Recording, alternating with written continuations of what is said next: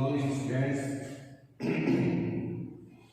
कल हमने chapter 8 trigonometry में एक्सरसाइज 8.1 से पहले की जो इंट्रोडक्शन थी, अर्थात जो 8.1 में यूज होने वाली आइडेंटिटीज और मेथड से उनके बारे में डिस्कस किया था।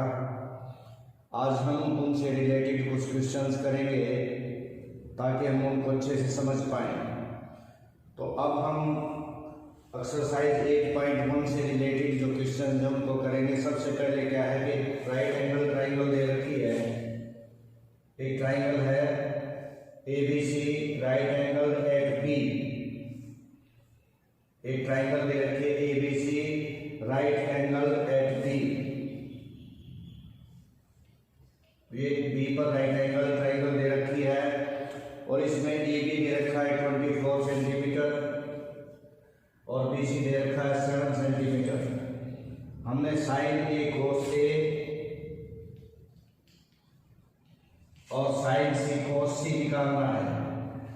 इस क्वेश्चन के जरिए आप बहुत कुछ सीख सकते हैं। बहुत मुश्किल नहीं है, बहुत आसान सा है, केवल आप इस पर थोड़ा सा ध्यान दें।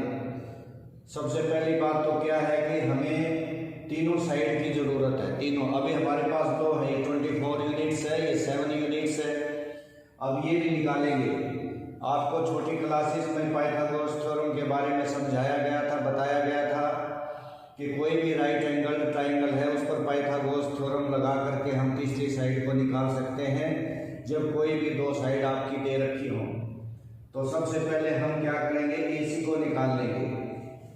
अब हम कैसे निकालेंगे, AC square is equal to AB square plus BC square by Pythagoras theorem as angle B is equal to 90 degree. क्योंकि B 90 है तो इसके सामने की साइड हाइपोटेन्यूज है, तो हम हाइपोटेन्यूज का square is equal to base का स्क्वायर प्लस परपेंडिकुलर का स्क्वायर। जो छठे चैप्टर में ट्राइंगल्स में हम इन थ्योरम्स को प्रूव करना भी सीखेंगे। फिलहाल आप केवल इसका रिजल्ट यूज करें। तो हमारे पास AB है 24 और BC है 7। 24 का स्क्वायर 5, 7, 6 और 49, दोनों को जोड़ ले तो 265। तो हमारे पास AC आगे इसका रूट लेंगे तो इतनी यूनिट्स 25 यूनिट्स। तो AC हमारे पास आ गए 25। अब मैंने जैसे कल बताया था आपको, एक तो बात अभी मैंने आपको समझाई, फिर से बता रहा हूँ कि तीनों साइड होनी चाहिए। राइट एंगल ट्राइंगल में तीन साइड कौन सी होती है, एक हाइपोटेन्यूज, बेस एंड परपेंडिकुलर। पहले तीनों साइड का अरेंज करो, उनको निकालो। दो दे रखे तो तीसरी को निकालो, तभी हम तीन रेशोज लगा सकते हैं। अभी जैसे मैंने साइन C निकालना है, यहाँ पर साइन A कैसे निकालेंगे, कल मैंने आपको बताया था कि जो भी A कहाँ पर है, A ये है, इसके सामने को हम क्या कहेंगे, बेस। जो दे रखा है, इधर जो दे रखा होता है, जैसे A लिखा हुआ है तो A के सामने हम देखेंगे वो बेस है, तो ये परपेंडिकुलर हो जाएगा। ठीक है जी। अब इसके अंदर आप देखेंगे तो अब ये क्या आपने देखा इधर, तो इसको देखो, अब ये हो गया आपका परपेंडिकुलर, ये हो गया आपका बेस। अब इसको चेंज कर देंगे, जब एंगल C आ जाएगा तो चेंज हो जाएगा। फिर से मैं बता रहा हूँ, ध्यान से सुनिए। हाइपोटेन्यूज कभी भी चेंज नहीं होता। हाइपोटेन्यूज नेवर चेंजेस, कभी भी चेंज नहीं होता।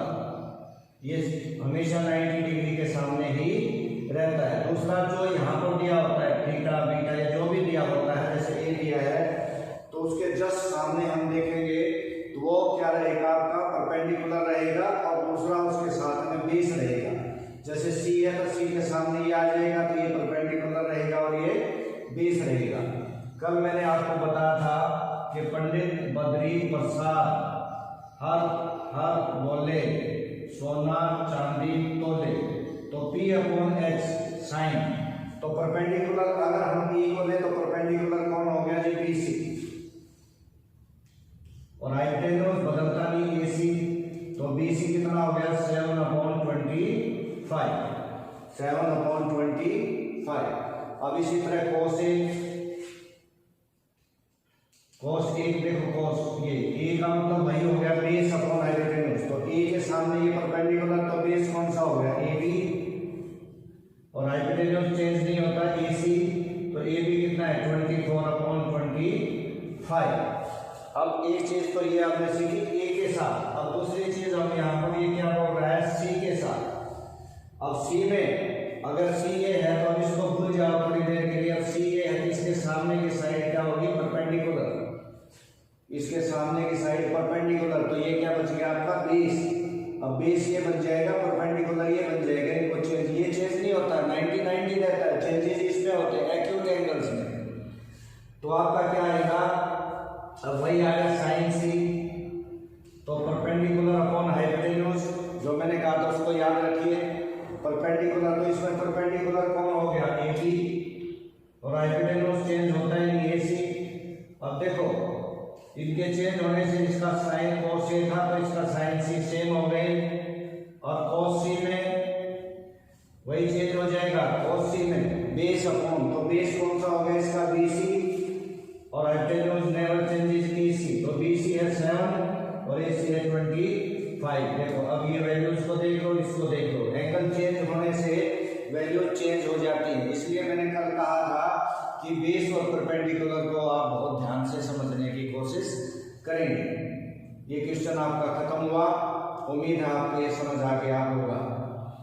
अब चलो हम दूसरे क्वेश्चंस की ओर चलते हैं, बहुत ही इंपॉर्टेंट क्वेश्चन है। अगर ये क्वेश्चन आपने समझ लिया तो समझ लो 8.1 आपको समझ आ गई है, और अगर आपने इस क्वेश्चन को नहीं समझा तो अगले क्वेश्चन में और थोड़ा सा ध्यान दें और समझने की कोशिश करें।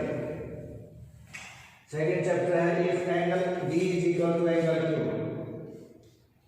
If angle B is equal to angle Q। आगे दे रखा है इसमें are acute angles,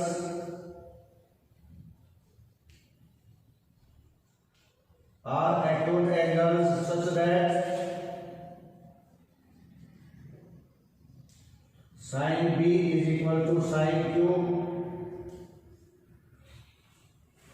Prove that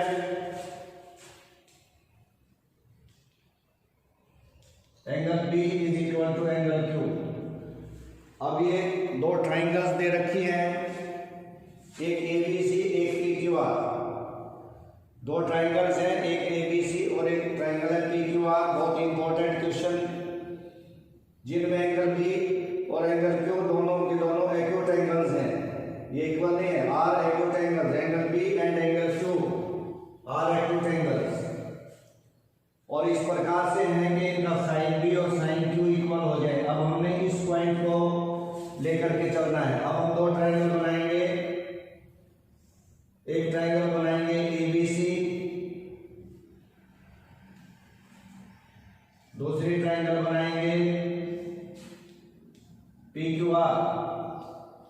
अब इसमें ये ध्यान देना है एंगल B और Q दोनों ही एक्यूट एंगल लेने हैं आपने, और A P में से या C और R में से किसी को भी आप 90 का ले सकते हैं, क्योंकि वो मेंशन नहीं है, मेंशन है एंगल B और Q, बस इन पे हमने फोकस करना है, दोनों को एक्यूट एंगल मान लेना है। तो दोनों को हमने एक्यूट एंगल मान लिया, ये दो ट्राइंगल हमने बना लिए। अब इसमें क्या दे रखा है, sine C B is equal to sine Q। अब इट इज गिवन दैट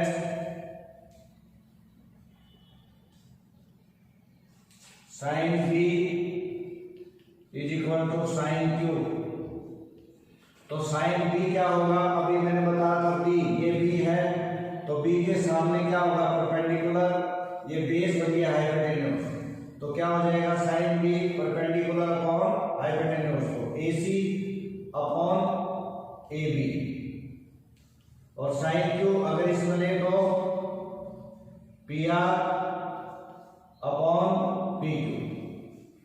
ये अकॉर्डिंग टू इनके ये इनकी वैल्यूज हो जाएंगी। अब इनको हम चेंज कर सकते हैं, और AC अपॉन PR और AB हम इसको अल्टरनेट और बोलते हैं, इसको चेंज करें, ये इधर आ जाए, ये इधर आ जाए, इसको मान लेंगे, इसको हम मान लेंगे इज इक्वल टू K। से मान लिया हमने, इसको के मान लिया। अभी अभी हमने आपको बताया था कि भाई तीनों साइड होनी जरूरी है, तीनों। अब AC AB और AB, तो BC नहीं आया, PR और PQ, QR नहीं आया, तो अभी हम पहले इनको निकालेंगे। तो BC इज इक्वल टू क्या, पाइथागोरस थ्योरम से AB square minus AC square, AB square minus AC square, BC square is equal to BC। तो AB स्क्वायर, AB अगर हम यहां से ध्यान देंगे तो AB इज इक्वल टू क्या, अगर क्रॉस मल्टीप्लाई करें इसके नीचे 1 समझे तो AB is equal to K into PQ, अर्थात K square into PQ square.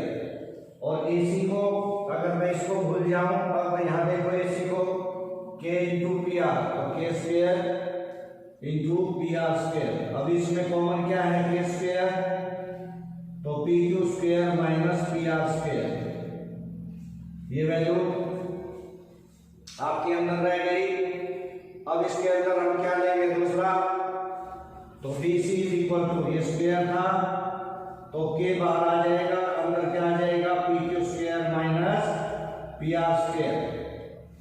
अब दूसरा हम क्या लेंगे, इसमें इस ट्रायंगल से हमने BC निकाल लिया, इससे निकालेंगे QR, तो QR square is equal to क्या होगा, PQ square minus PR square by Pythagoras theorem, PQ square minus PR square. अब वही चीज इसमें देखें, ध्यान दे लें, PQ स्क्वायर, यहां पर देखो PQ स्क्वायर, तो PQ अगर हम इसको इधर ले जाए तो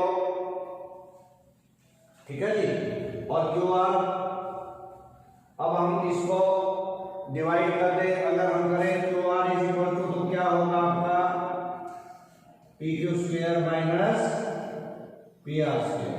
अब जिस तरह ये डिवाइड किए हैं इसी तरह हम उनको भी डिवाइड कर दें, तो इसलिए BC upon QR, BC upon QR, अगर BC को ऊपर लिखे K into PQ square minus PR square divided by PQ square minus PR square, तो ये कैंसिल हो जाएगा, तो ये आपके इक्वल टू K बच जाएगा। अब यहाँ ध्यान दें, इसको और इसको ध्यान दे लें और इसको ध्यान दे लें। इन दोनों वैल्यूज में आपने क्या देखा कि ये भी K के इक्वल है, ये भी K के इक्वल है, इसका मतलब ये आपस में इक्वल हो गए। अब मैं इसको मिटा रहा हूं यहां से ताकि मैं यहां यूज कर सकूं बोर्ड को। तो हमारे पास क्या होगा, तो इसलिए AC upon PR is equal to AB upon PQ and BC upon QR, क्योंकि ये वैल्यूज हमारी क्या है, ये भी K के इक्वल, ये भी K के इक्वल, तो ये वैल्यूज इक्वल हो गई। और अगर ये इक्वल हो गई तो क्या होगा कि जो हमारी ट्राइंगल्स है वो सिमिलर हो जाएंगी। अगर दो ट्राइंगल्स की साइड का रेशियो सेम हो या corresponding sides of two triangles are proportional, then the triangles will be similar। तो इसलिए जो ट्राइंगल हमारी है ACB will be similar to triangle PRQ,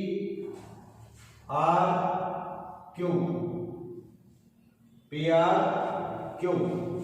तो देखिए bye angle side similarity criteria, तो क्या होगा, जब दो ट्राइंगल सिमिलर होती हैं तो उनके कोरस्पोंडिंग एंगल्स भी इक्वल हो जाएंगे। So angle B is equal to angle Q। यही हमें प्रूव करना था कि प्रूव करो कि दोनों एंगल इक्वल होंगे। बहुत इंपॉर्टेंट क्वेश्चन था ये, जो हमने हल कर लिया है। तो ये आज आप इन दो क्वेश्चंस को रिवाइज करने की कोशिश करेंगे या इस पर आधारित जो आपका 8.1 एक्सरसाइज है, अगर आपके पास बुक है तो उसमें से 8.1 को करने की कोशिश करें। नहीं तो अभी मैं कुछ देर बाद आपको व्हाट्सएप पे 8.1 के क्वेश्चंस भेज दूंगा, जिनकी आपने प्रैक्टिस करनी है और प्रैक्टिस कॉपी में उनको सॉल्व करना है। बाद में ये काम चेक किया जाएगा।